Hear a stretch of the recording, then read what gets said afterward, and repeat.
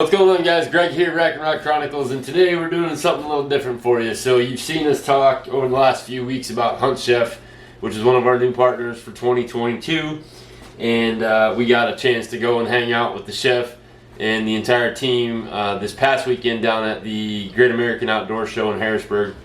And I'm in charge of dinner tonight, so I figured I was going to film this because we're going to be using some of Hunt Chef's products. So real quick, let me get out the main course so you kind of see what's going on. So right here in this pot, was in the fridge. But we've got pheasant breasts from this past season that we had stored in the freezer, and so we're gonna be doing pheasant breasts tonight. So right now I have them in a saltwater brine. I usually leave them in there for about 2 hours. So Chef Jeremy, if you're watching this, I hope you can appreciate this because I can cook nowhere near like Chef can. So if you have time to get down to the Harrisburg Outdoor Show, make sure you go to one of his demos and then stop by the booth and pick up whatever you need for your next meal. But so we're gonna do some party fowl seasoning on this breast along with some other stuff, and I'll film that portion when we're ready to cook this tonight. But wanted to give you an idea. So about an hour, 2 hours maybe in a saltwater brine, and just kind of softens the meat, gives it a little bit better taste. You know, just gives you that nice, more like a chicken feel rather than pheasant feel. So to go along with that, we're gonna do some sauteed broccoli and oven roasted asparagus.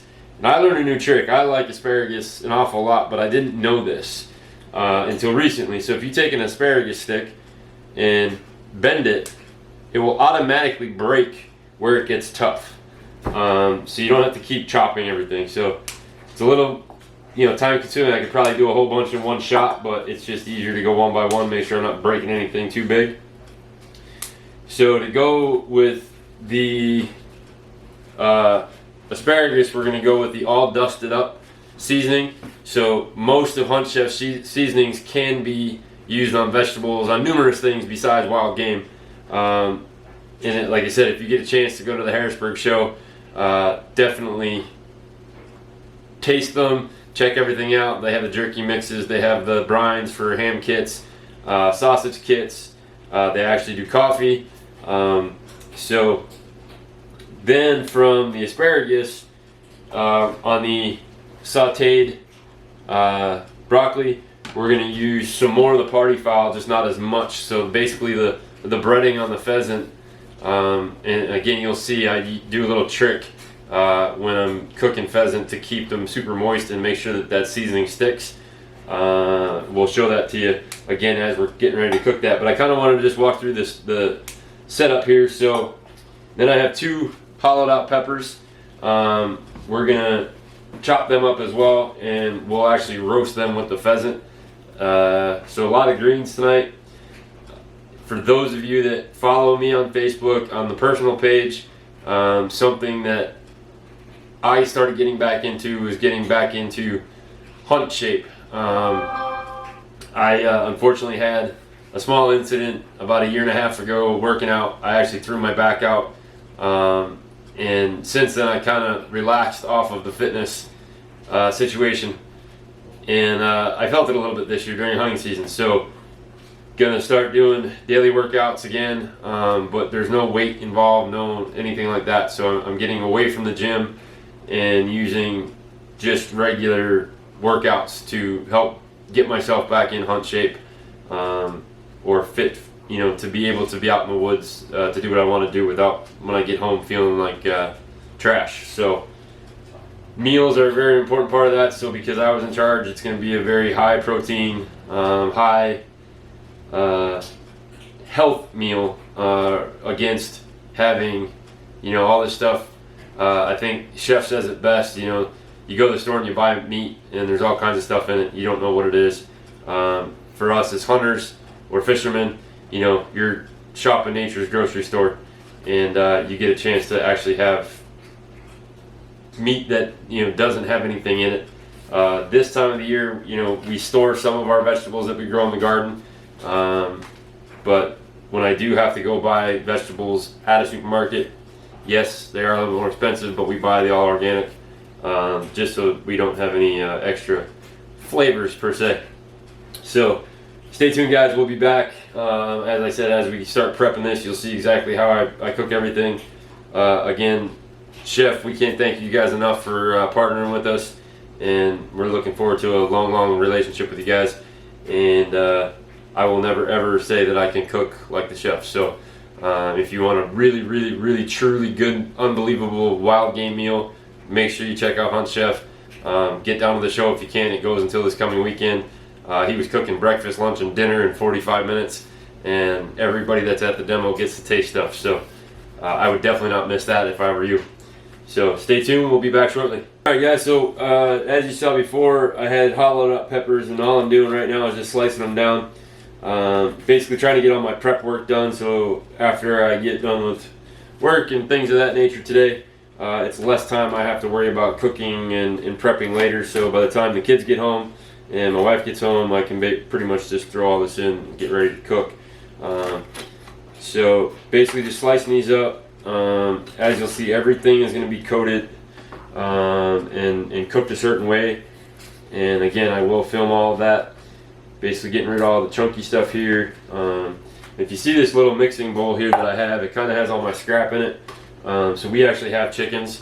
So everything that is scrapped from vegetables or fruits, with the exception of lemons or limes, we take out to the chickens and let them go to town on it, especially being that it's been super cold and super snowy. They don't get to go walk around and pick grass like they normally do. So all the scraps go right to them, and that way it keeps them happy, and we're not, you know, spending a whole extra amount of money on chicken feed. So again, here's the hollowed out pepper, basically just slicing down the middle, and then just cutting like if you were cutting it for the kids to dip into, you know, a dressing or whatever. We're gonna lay this over the pheasant breast when we're cooking it, so they don't need to be sliced or diced. They just need to be cut in strips. Makes it easier. We'll use a toothpick if we need to hold them in there. Just a little added extra flavor to the pheasant, and go from there. But I think, you know, if you're looking to get somebody to eat wild game, obviously the way you cook it is very important, because certain people, I don't like venison, I don't like this, I don't like that. So depending on how you cook it is what is going to kind of differentiate whether they're actually going to eat it or not. So if you cook it certain ways and you add really good seasonings, similar to the Hunt Chef seasonings that we're going to use, where it no longer has that, you know, gamey taste, you'll see when I pull these breasts out later, they pretty much look like chicken breasts. It'd be pretty hard to tell the difference for somebody that's never seen a pheasant breast before. So you could do, you know, this recipe with pretty much anything, pretty much, even if it was chicken. But basically, we're just gonna bag these for now. Go in the fridge with my asparagus. Broccoli's gonna go in there, and then I'll rinse it later before I actually get it into the pot. Maybe. That's the downfall when you have a lot of food stuff going on. We may have to. Oop, I'll put it in the drawer.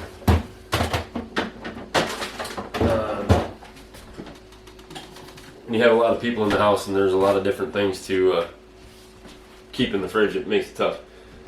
But like I said, you could pretty much do this recipe, use the Hunt Chef seasonings if it was regularly chicken. You could do it with turkey, you know, any type of wild bird. And what's really cool, like I said before, is all the seasonings. So I'll grab the seasonings we're going to use.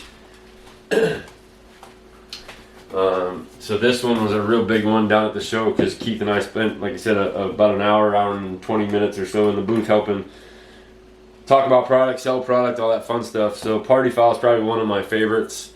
It is a wild bird seasoning, but it doesn't have to be used just for wild birds. So potatoes, vegetables, anything like that. So we're going to do this on the pheasant and on the broccoli, and then on the asparagus we're going to use the all dusted up, which is, you know, obviously you can see the difference. This is party fowl, this is all dusted up, but because we are cooking wild bird, figure we'll use the wild bird seasoning, but we're also going to use it on the vegetables. A lot of people like this one on eggs. That's the all dusted up, but like I said, I'll walk through once we are ready to cook. I'll kind of walk through before the cooking process of how we're going to season everything so that you guys can see it. And then again, the pheasant and the asparagus will be oven roasted, and then the broccoli will be sauteed, and might throw a little corn or something together just to you know, have something besides green on the table. But until then, guys, we'll see you this afternoon. We'll walk you through the steps on how we're going to get all the seasoning to stick, how we're going to cook everything, and then you guys can try it at home. So we'll see you in a bit. Guys, so we got our breasts out here on the plate. We're going to get ready to throw on our Hunt Chef seasoning. So basically I'm taking them, they were in the brine all morning, then we got them, I just put them in another container so I can put them in the fridge. And we got the party fowl. So I'm doing one at a time here to get them coated. And obviously Dakota and Bella think they're getting something.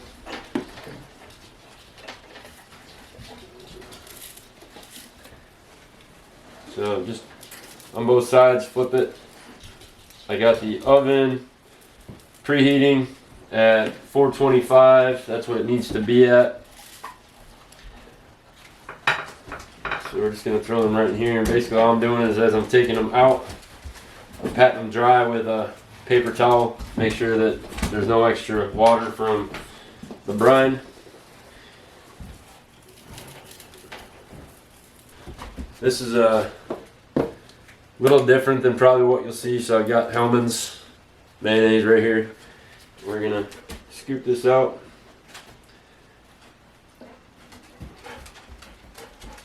And it definitely works better with having the brush, but I can do it this way. So we're going right over the top of that Hunt Chef party fowl. And you don't want to leave it globbed up. You want to make sure that it's spread out as best you can.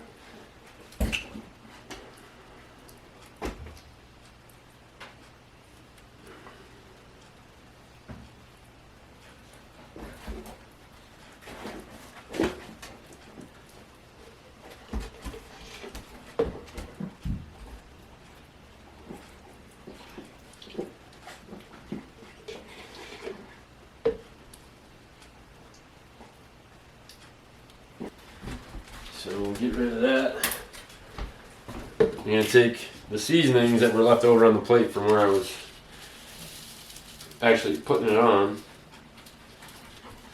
And we'll get whatever can come off of there that's loose. And let's go back over. And again, this is only on the top of them.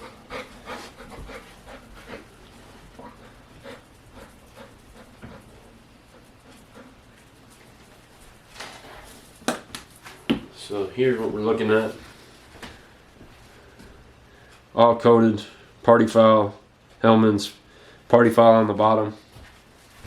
So the oven, you want to have, it's still preheating, but I'm going to get this baby in there.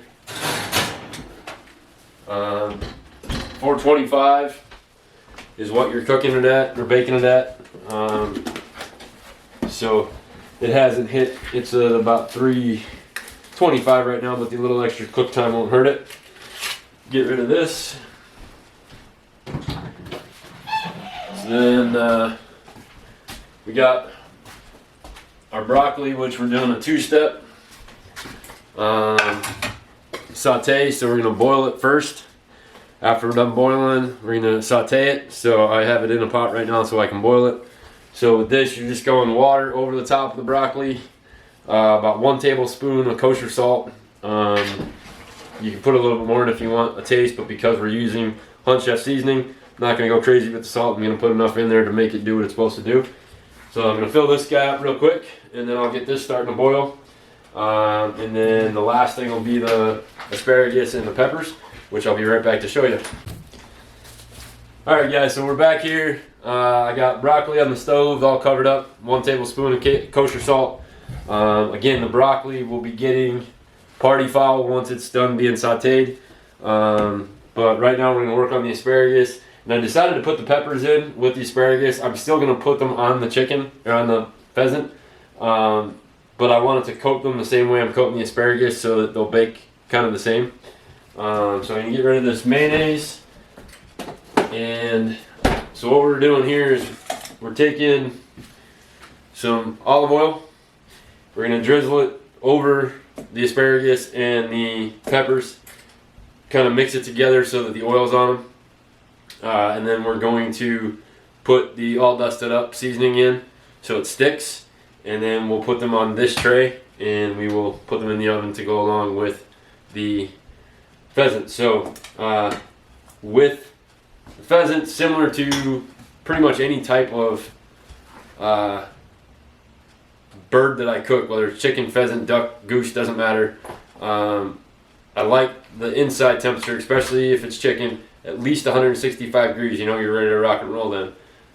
So I like this about the same, 165, 170 degrees inside temp in the center. So we'll get the meat thermometer out here in a little while once that's been cooking.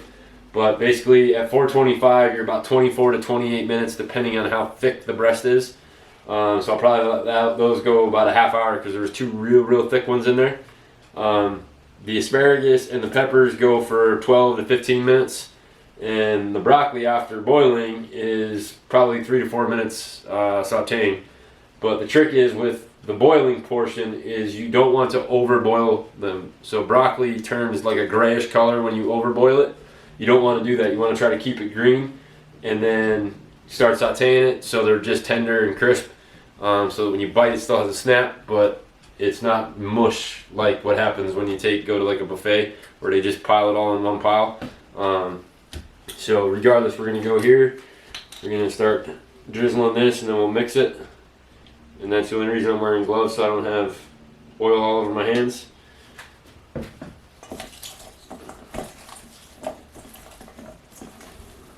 So you want to make sure it has a good coating so that the seasoning sticks. Try to get the peppers, make sure everything's coated in it. And this way when it bakes a little bit easier. It stays crisp, keeps some of that moisture in there.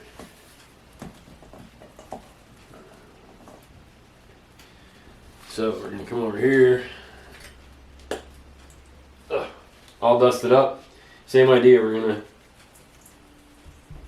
just kind of throw it in there, mix it up.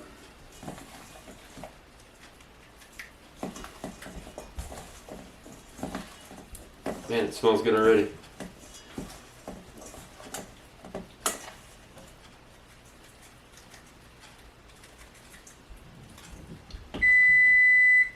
Sounds like the oven's ready. So we're basically just laying these right on to this tray. And also the oil is going to help it from not sticking to the tray as it's roasting. So you just want to make sure they're separated. They don't have to be like super spaced out, so you don't have to have a huge tray to do this. You just want to make sure they're on there, and then I'll go over one more time with a coating of all dusted up. Get some peppers on there.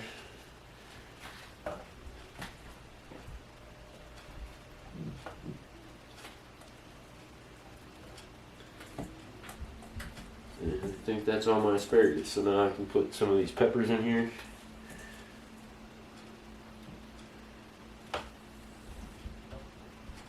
And these last few I'll throw in.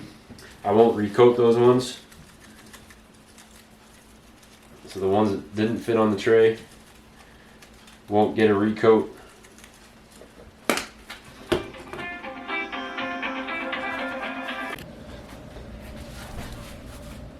Alright guys, so we got the broccoli. It started boiling, so we're going to turn it down. We got about 2 minutes left on the timer before I'm going to take that over to the saute. So stay tuned for the finished product.